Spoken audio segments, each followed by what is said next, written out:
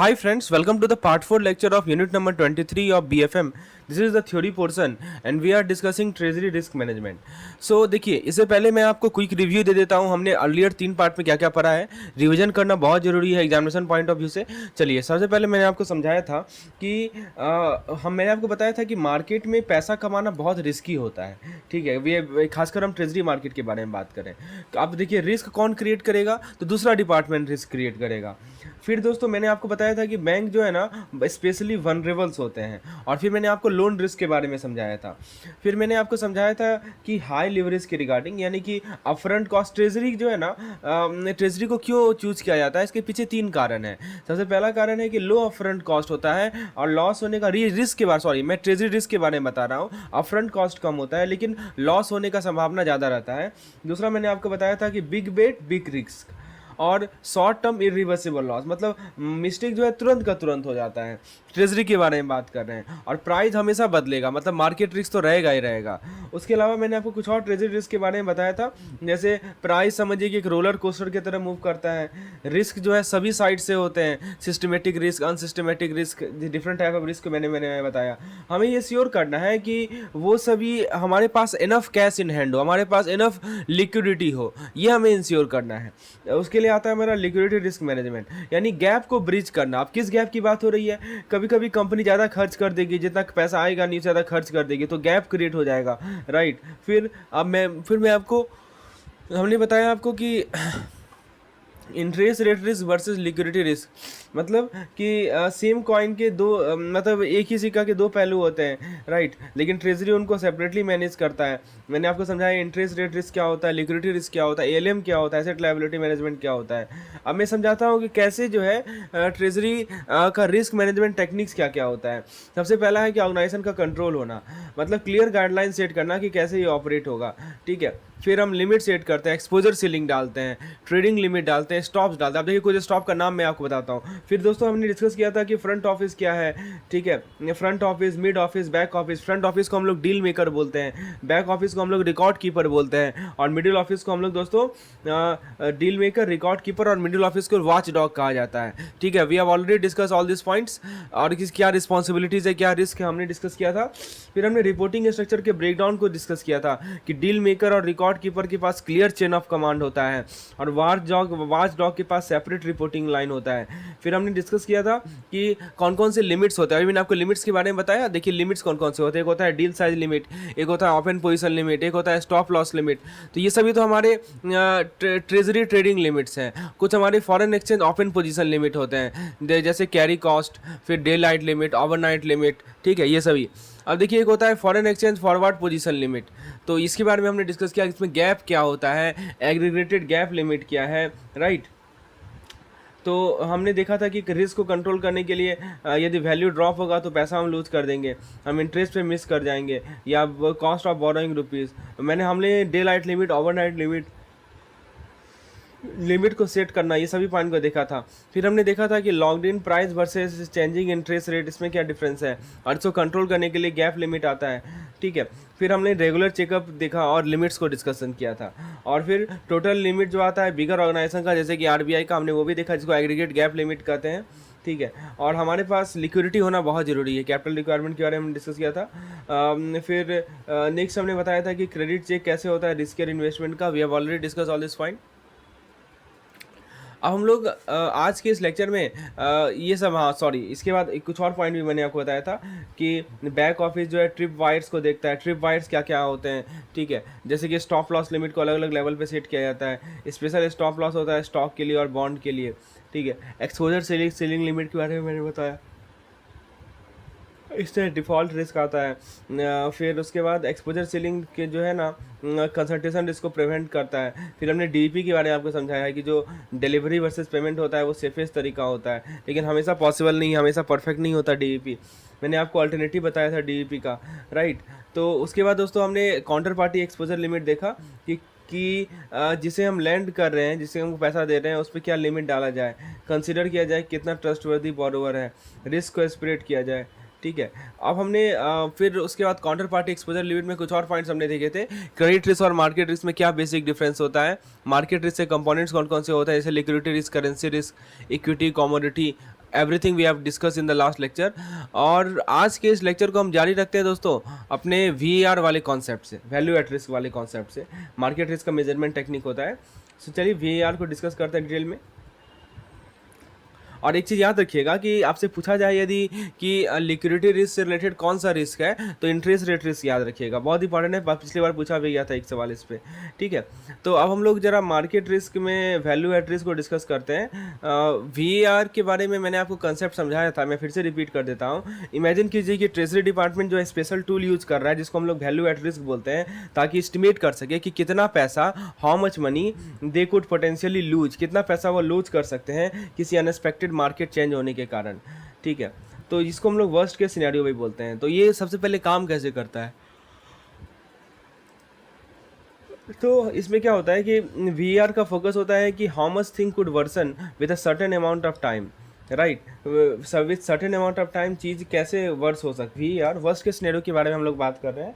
तो एक एग्जांपल यहाँ पे दिया हुआ है, जैसे मान लीजिए कि करेंसी आपका देखिए USD और INR, USD वर्सेस INR का एक्सचेंज रेट है, और मान लीजिए कि ऐसा कहा गया है कि VAR जो है 45 पैसे का है, ठीक है। अब 45 पैसे का मतलब क्या हुआ, 0.45 रुपीज़, राइट। तो इसमें एक और पॉइंट है, 95% कॉन्फिडेंस इंटरवल है।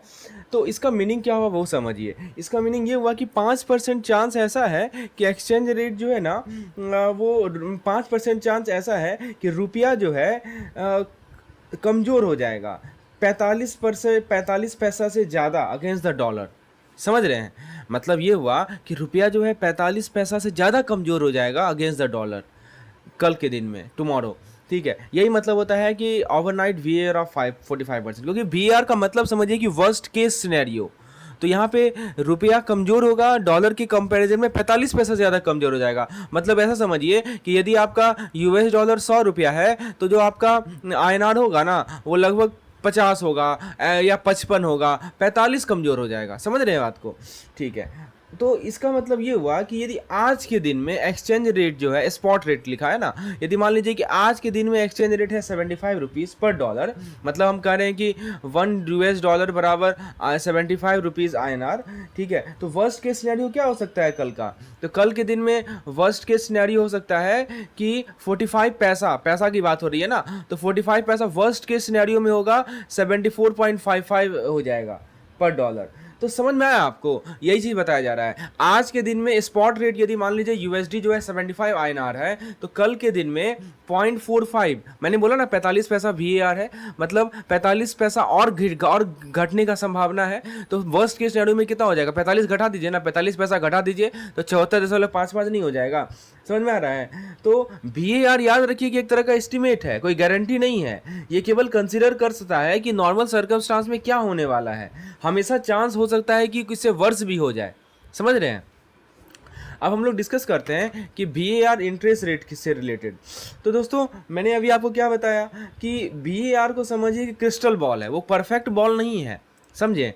तो मतलब ये हुआ कि ट्रेजरी डिपार्टमेंट को ये हेल्प करेगा VAR प्रेडिक्ट करने में कि कितना वो लूज करेगा इंटरेस्ट रेट ऊपर बढ़ने से या नीचे जाने से शॉर्ट पीरियड में, जैसे ओवरनाइट। ध्यान दीजिएगा, शॉर्ट पीरियड में यदि ट्रेजरी डिपार्टमेंट को पता लगाना है कि वो इंटरेस्ट रेट के बढ़ने या घटने से क्या लूज कर सकता है, तो ये कौन बताएगा हमें, VAR बताएगा।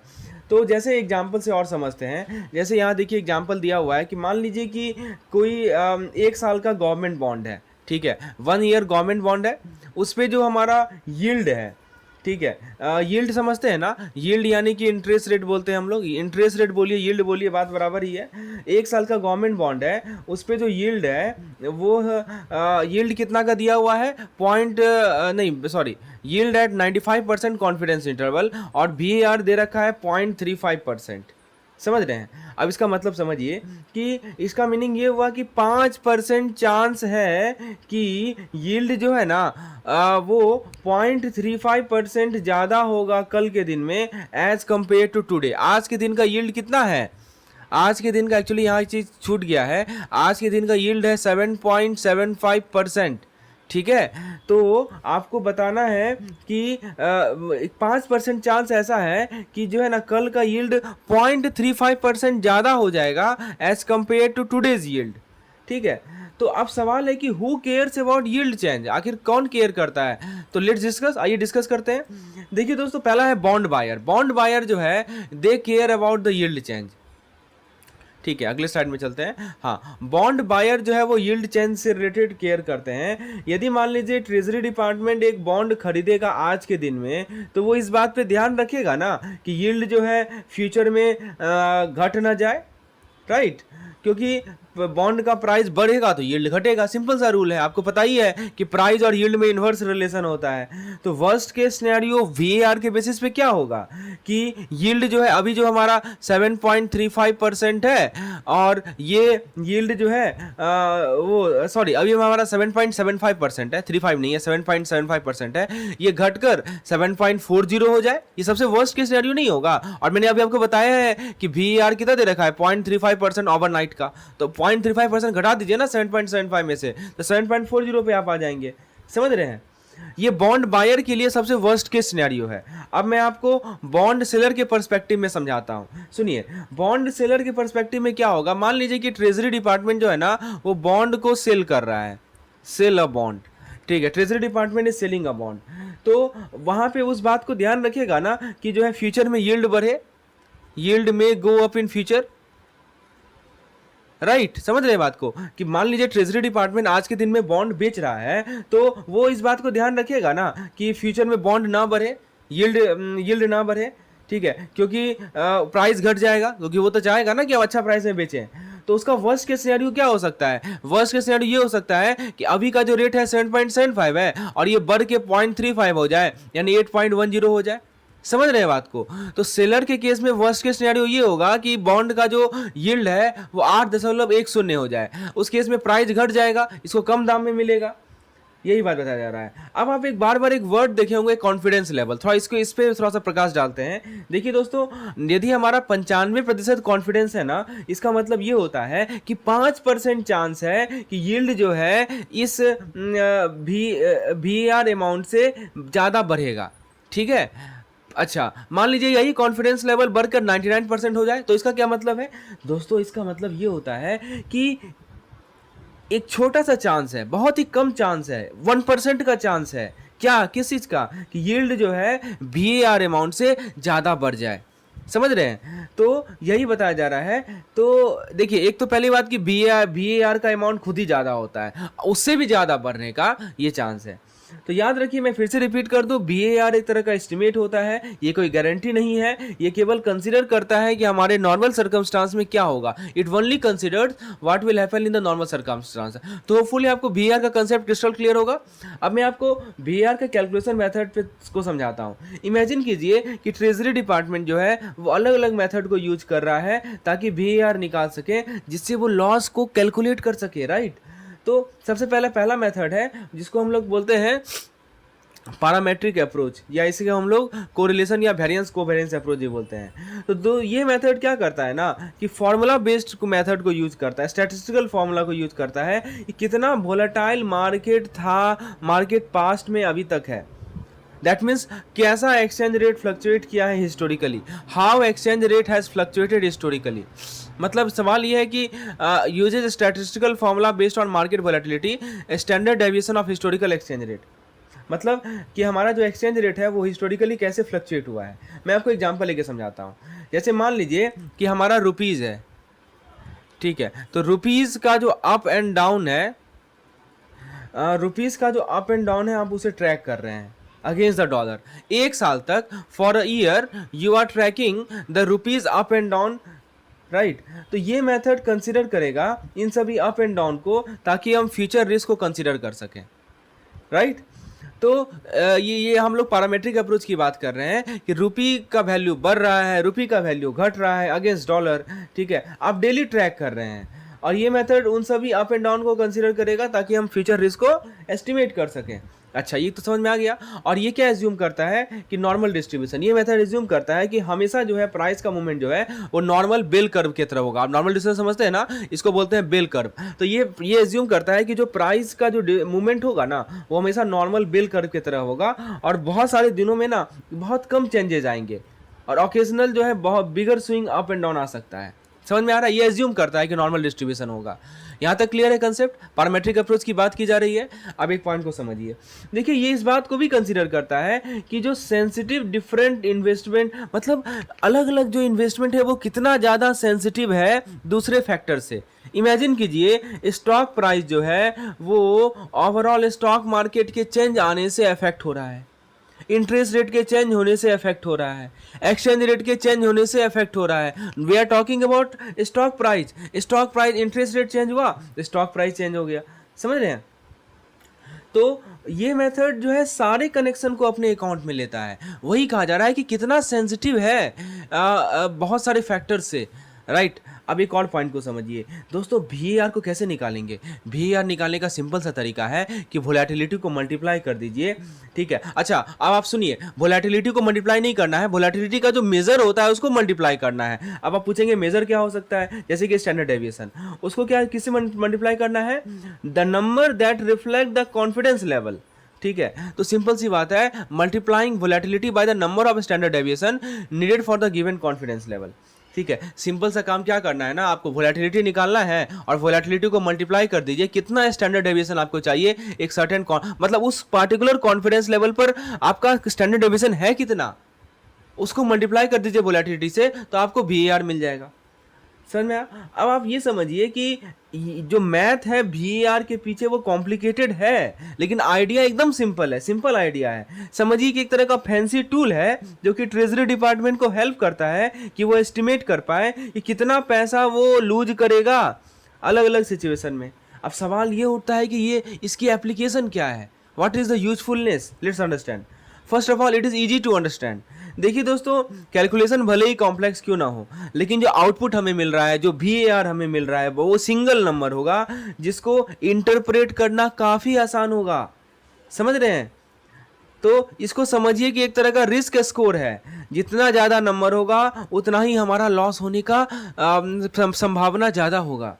दूसरा पॉइंट को समझिए, एक और ट्रेजरी का यूज है कि ये हमारे मैनेजमेंट को आसान बना देता है। अब कैसे आसान बनाता है अब मैं समझाता हूं दोस्तों। Let's understand how does it make a management easier. देखिए ये जो VAR का स्कोर है ना, वो ट्रेजरी के जो मैनेजर है उन्हें हेल्प करता है कि वो इन्फॉर्म डिसीजन ले सकें, वो पोटेंशियल लॉस को देख सकते हैं, किसी इंडिविजुअल इन्वेस्टमेंट में क्या पोटेंशियल लॉस है वो उसे देख सकते हैं। जैसे मान लीजिए वो फॉरेन करेंसी में होल्ड कर रहे हैं या वो पूरे पूरे पोर्टफोलियो में होल्ड कर रहे हैं। समझ में आया आपको? तो यही चीज बताया जा रहा है कि मैनेजमेंट मेड इजियर। अच्छा एक और पॉइंट को समझिए, मल्टीपर्पज टूल, मतलब VAR को ना आप यूज कर सकते हैं सभी तरह के इन्वेस्टमेंट के रिस्क को एस्टिमेट करने के लिए, चाहे फॉरेन करेंसी हो, चाहे बॉन्ड हो, चाहे कॉम्प्लेक्स फाइनेंशियल प्रोडक्ट हो जैसे कि डेरिवेटिव। हाँ एक और पॉइंट है, VAR का खासियत ये है कि ये मल्टीपल रिस्क को एक साथ ही कंसीडर करता है। जैसे ये कंसीडर कर सकता है कि इंटरेस्ट रेट और एक्सचेंज रेट में जो चेंज आ रहे हैं वो किस प्रकार से बॉन्ड होल्डिंग के वैल्यू को अफेक्ट कर रहे हैं। दोस्तों सभी बात को मिला जुला कर कहा जाए तो आप कैलकुलेट कर सकते हैं एक VAR को अपने पूरे के पूरे पोर्टफोलियो के लिए। आप क्या कीजिए ना कि आप देखिए पोर्टफोलियो आप समझते हैं ना, पोर्टफोलियो बना होता है किस चीज का? पोर्टफोलियो इंडिविजुअल इन्वेस्टमेंट का बना होता है। समझ रहे हैं? तो आप क्या कीजिए कि सभी को यानी कि आपके प्रत्येक इंडिविजुअल इन्वेस्टमेंट का जो VAR नंबर है ना, सभी को जोड़ दीजिए तो आपको पूरे पोर्टफोलियो का VAR पता चल जाएगा। चलिए अच्छी बात, हमने अच्छाई की तो बात कर ली, क्या क्या एडवांटेज है। अब कुछ लिमिटेशंस भी है, आइए उस पर नज़र डालते हैं। देखिए दोस्तों लिमिटेशन क्या है कि दो लिमिटेशन है VAR का। तो इसी अब देखिए VAR का लिमिटेशन था, इसी कारण से एक नया कंसेप्ट आया जिसको हम लोग ड्यूरेशन बोलते हैं। हम लोग ड्यूरेशन के बारे में आगे डिस्कस करेंगे। Let's for the time being let's understand what are the two limitations और what are the two disadvantages of VAR। देखिए दोस्तों VAR शॉर्ट पीरियड में रिस्क को एस्टिमेट करने का सबसे बेस्ट टूल है। जैसे मान लीजिए आपको ओवरनाइट एस्टिमेट करना है, नहीं तो मंथ भी कर सकते हैं, राइट। आप मंथ भी एस्टिमेट कर सकते हैं। तो आप ऐसे समझिए, जैसा मान लीजिए कि आप एग्जांपल के तौर पर वेदर फोरकास्ट की तरह ले लीजिए, you take example as weather forecast. तो वेदर फोरकास्ट जो है ना, ये एक्यूरेट होता है कि आप कल बारिश होने की क्या संभावना है इसको निकालने के लिए। ऐसा तो नहीं कि आप एक साल बाद क्या संभावना ये निकालिएगा। तो सबसे पहली बात इसका लिमिटेशन ये है कि शॉर्ट टर्म के लिए ही ये वैलिड होता है, राइट। लॉन्ग टर्म के लिए इसकी एक्यूरेसी कम हो जाती है, ये आइडियल नहीं है। ये पहला डिसएडवांटेज है।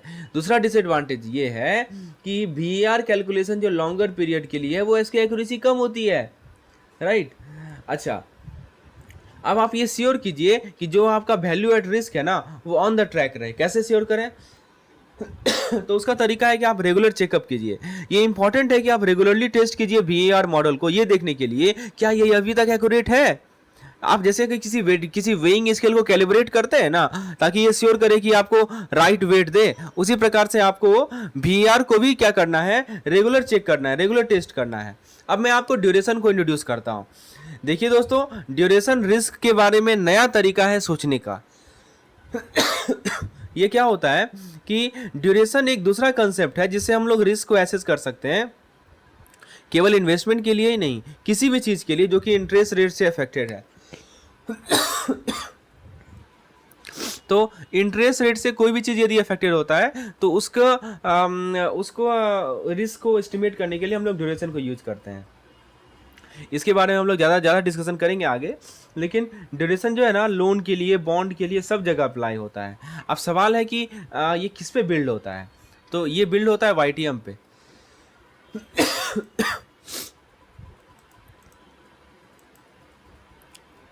तो YTM क्या होता है? Yield to maturity. तो ड्यूरेशन को अच्छे से समझने के लिए आपको सबसे पहले YTM समझना पड़ेगा। YTM का बेसिकली सिंपल भाषा में मीनिंग ये होता है कि कितना रिटर्न आप जो है एक बॉन्ड पे आपको मिलने वाला है यदि आप इसको तब तक होल्ड करेंगे जब तक ये मैच्योर ना हो जाए। तो इमेजिन कीजिए कि जो ट्रेजरी डिपार्टमेंट है वो अपना पैसा जो है गवर्नमेंट या कंपनी IOU में लगा रहा है, जिसको हम लोग बॉन्ड बोलते हैं। तो अब सवाल है कि बॉन्ड कैसे काम करता है। देखिए दोस्तों, ट्रेजरी डिपार्टमेंट जो है ना अपना पैसा जो है गवर्नमेंट को देगा या कंपनी को देगा और बॉन्ड खरीदेगा उसके खरीद कर, ठीक है। जो बोरोवर है यानी कि जो इशूअर है वो प्रॉमिस करता है कि वो जो लोन है यानी जो भी लोन अमाउंट है उसको प्रिंसिपल के साथ इंटरेस्ट पे करेगा, जो कि फिक्स्ड कूपन रेट होगा, ठीक है, ओवर अ सर्टेन टाइम, जिसको हम लोग मैच्योरिटी बोलते हैं। तो ये सभी टर्म्स को आपको पता होना चाहिए, जैसे कूपन रेट क्या होता है, मैच्योरिटी क्या होता है, फिर प्रिंसिपल अमाउंट क्या होता है। समझिए कि ऐसा समझिए कि आप एक दोस्त को पैसा दे रहे हैं और वो प्रॉमिस कर रहा है कि आपको वो वापस कर देगा। तो वैसे ही सरकार को आपने पैसा दिया, बदले में सरकार ने आपको बॉन्ड दिया। अब देखिए, बॉन्ड का जो प्राइस, बॉन्ड को मार्केट में ट्रेड किया जाता है जैसे कि स्टॉक को ट्रेड करते हैं, और बॉन्ड का प्राइस जो है ऊपर भी जा सकता है, नीचे भी जा सकता है, डिपेंड करता है कि करंट इंटरेस्ट रेट क्या है। समझें? तो दो चीज़ हो सकता है, या डिस्काउंट हो सकता है। मान लीजिए कि अभी का जो इंटरेस्ट रेट है वो ज़्यादा है, तो बॉन्ड जो है हो सकता है कि फेस वैल्यू से, देखिए बॉन्ड का एक फेस वैल्यू होता है, ठीक है। तो यदि मान लीजिए कि अभी का जो इंटरेस्ट रेट है वो यदि हाई है, if interest rate is high, prevailing interest rate is high, तो बॉन्ड हो सकता है कि फेस वैल्यू से कम के लिए ट्रेड करे। It is trading at less than face value, at less than par value, ठीक है। तो जैसे मान लीजिए कि आपका दोस्त ने आपको जो है ऑफ़र किया कि वो आपको पहले पे कर देगा क्योंकि उसको बेटर डील मिला है लोन का कहीं और, तो आप जो है एक्सेप्ट करेंगे। You might be willing to accept less than the total amount you loan them just to get your money back sooner. मान लीजिए कि आपने उसको 1 लाख का लोन दिया और आपका दोस्त बोल रहा है, अब मान लीजिए 1 साल तक था, वो दोस्त आपको ये बोल रहा है कि आपको मैं पे कर देता हूँ क्योंकि उसको एक अच्छा डील मिल गया है कहीं और, तो आप एक्सेप्ट कर लेंगे लेस देन टोटल अमाउंट, क्योंकि आपको पैसा जो है सुनर मिल जाएगा, ठीक है। तो वही कह रहा है कि if prevailing interest rate are high तो bond might trade for less than its face value. समझ रहे हैं? तो फेस वैल्यू से कम पे आपको लेना पड़ेगा, ठीक है, वही चीज़ बताया जा रहा है। अच्छा, और दूसरा चीज़ क्या है कि प्रीमियम कब होता है? प्रीमियम तब होता है कि जब इंटरेस्ट रेट जो है ना वो कम है।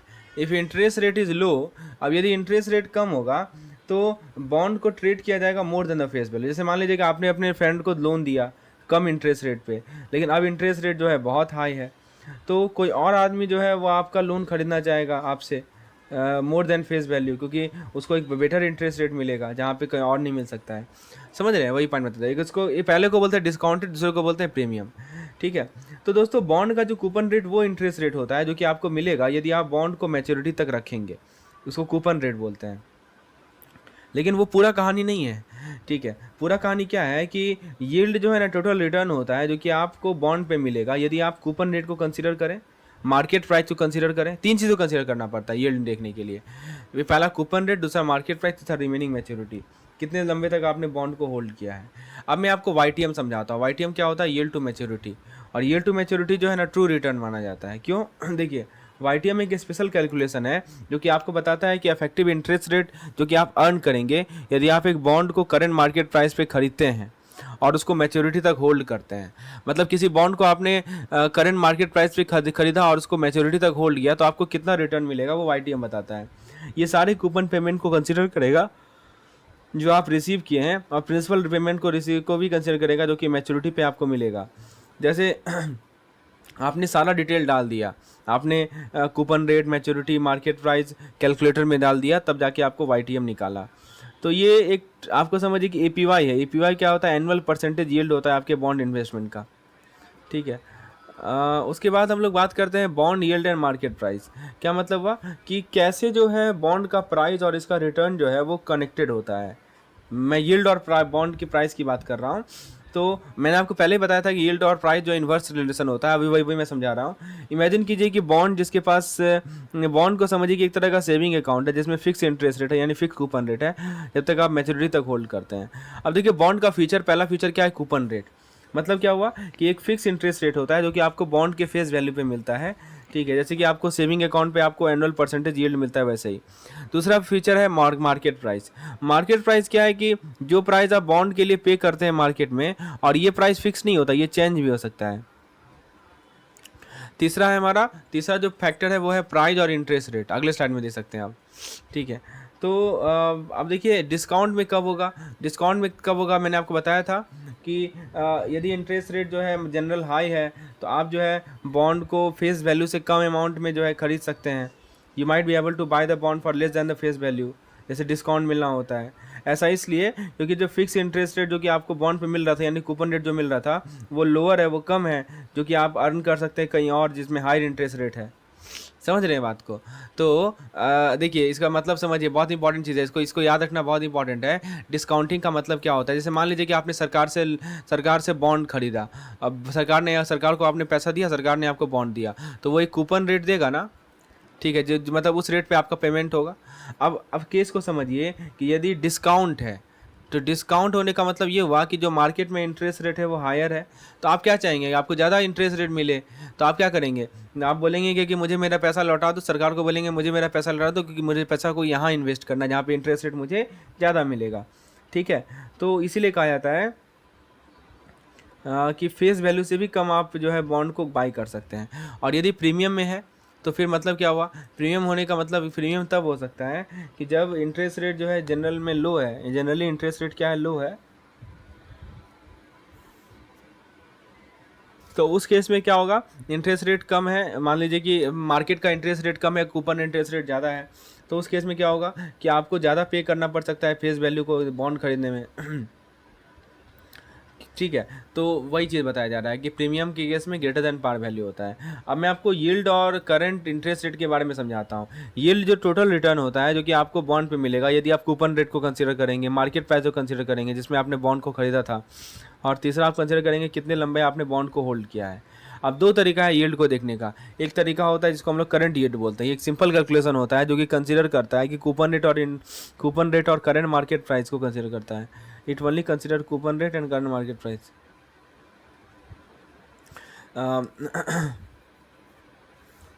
We are talking about current yield.